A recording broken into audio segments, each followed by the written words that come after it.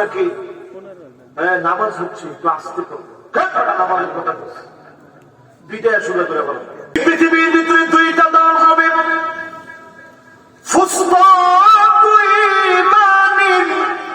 একটা হবে ইমানদারদের দল।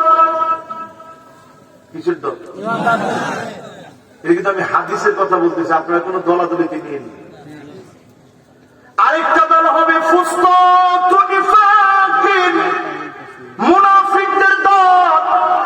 বলেন তো একটা দল কিসের দল? আরেকটা দল কিসের দল? জোরে বলেন একটা দল কিসের?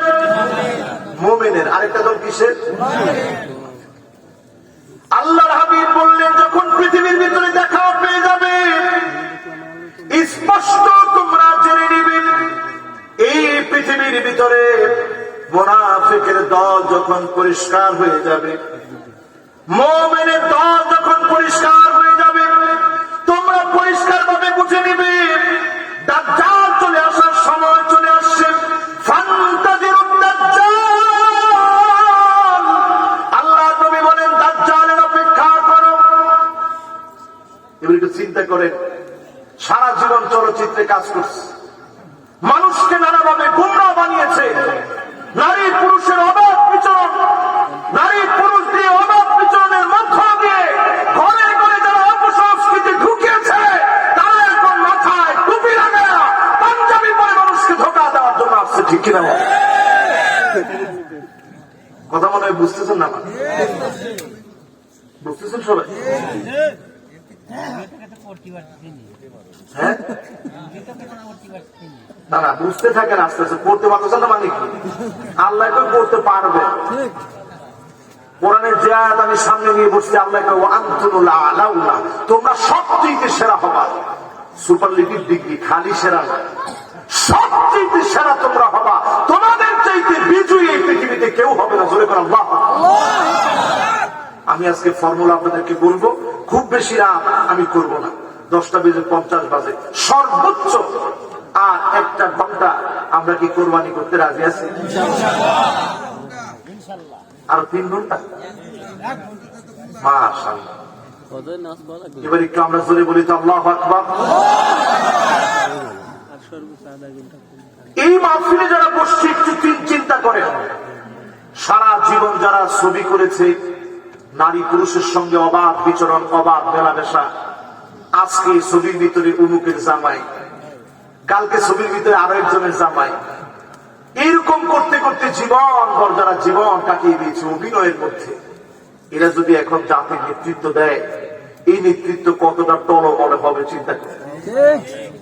ঠিক কিনা বলেন? আল্লাহর হাবিব বলেন, শুনে রাখো, লা তাকুমুস সাআতু, এই দুনিয়ায় ততক্ষণ কিয়ামত হবে না হাত্তা ইয়াসুদা কুল্লু কবীরাতিন মুনাফিকুহা, এলাকা এলাকা, রন্ধ্রে রন্ধ্রে সব মুনাফিকগুলো নেতা হয়ে যাবে। ঠিক কিনা বলে? আমি হাদিস বলছি, অন্য কিছু বলিনি। এখানে ইমাম সাহেব আছে এবং আমাদের আজকের মাহফিলের বক্তা যিনি উনিও আছে, এবং পিছনে আলেম ওলামা আছে, সামনেও আলেম ওলামা আছে। হাত্তা ইয়াসুদা, সব নেতা মুনাফিক হয়ে যাবে। কথাটা কি আমার না রাসূলের? সুতরাং এই মাহফিল থেকে হিসাব করেন, আপনি কার পিছনে ঘুরতেছেন, কার পিছনে স্লোগান দিচ্ছেন। এমন নেতা সেদিন দেখলাম, বলা হুসুন নাকি নামাজ হচ্ছে একটু আসতে করো, নামাজের কথা বলছে বিদায় শুরু করে বলো। যে লোক এই কথা বলছে উনি একজন হিন্দু মানুষ, উনি উনার মতো বলতে পারে, কিন্তু আমার দুঃখ হচ্ছে আমি নিজেকে মুমিন মনে করি, মুসলিম মনে করি, মাথায় টুপি পরে ওই লোকটার পিছনে কেমনে স্লোগান দেয়, কোন মুমিনের কাজে না হতে পারে না। ঠিক কিনা বলে? তার পিছনে যারা দাঁড়ায় ছিল প্রত্যেকের দায়িত্ব ছিল এটার প্রতিবাদ করা। আজকে আমাদের সমাজ ধ্বংস হচ্ছে কেন? এই রকম ব্যক্তিবর্গের কারণে সমাজ ধ্বংস হচ্ছে। ঠিক কিনা বলে? এই জন্য কারারক্ষী, যে কারাগারে কারারক্ষী, ওই কারারক্ষীর কাছে 300 পিস ইয়াবা পাওয়া গেছে। যেখানে মানুষকে নিবে সংশোধনের জন্য, চোর গিয়ে ভালো হবে, ডাকাত গিয়ে ভালো হবে, সেখানে দেখা যায় চোর এক দিক দিয়ে ঢুকে ডাকাত হয়ে সেদিক দিয়ে বের হয়। ঠিক কিনা বলে? এগুলো হচ্ছে কেন? আমরা যোগ্য মানুষ পাচ্ছি না। এই মাহফিলে আমার ভাইয়ের আল্লাহ রাব্বুল আলামিন আমাদেরকে আশ্বাস দিচ্ছেন, ইন কুনতুম মুমিনিন, যদি তোমরা মুমিন হয়ে যাও, যদি তোমরা ইমানদার হও। কোনো অসুবিধা হচ্ছে? অসুবিধা হইলে কোনো অসুবিধা নেই, অসুবিধার কোনো সিস্টেমই নেই।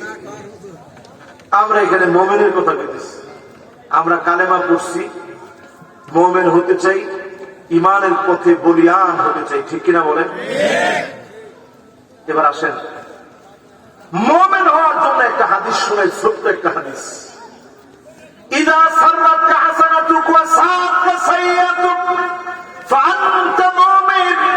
ভালো কাজ যদি আপনাকে আনন্দ দেয়, মন্দ কাজ যদি আপনাকে ব্যথা দেয়, ভালো কাজ যদি আপনার হৃদয়ের ভিতরে আনন্দ সৃষ্টি করে, মন্দ কাজ যদি আপনাকে কষ্ট দেয়, আপনি বুঝবেন আপনাকে যিনি মুমিন হিসাবে কবুল করেছেন তিনি কে।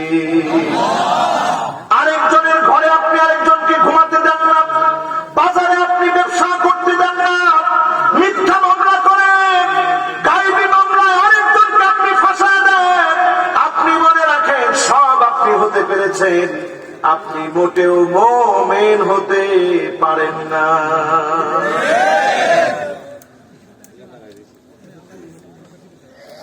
বুঝতেছেন আপনারা? সবাই বুঝতেছেন?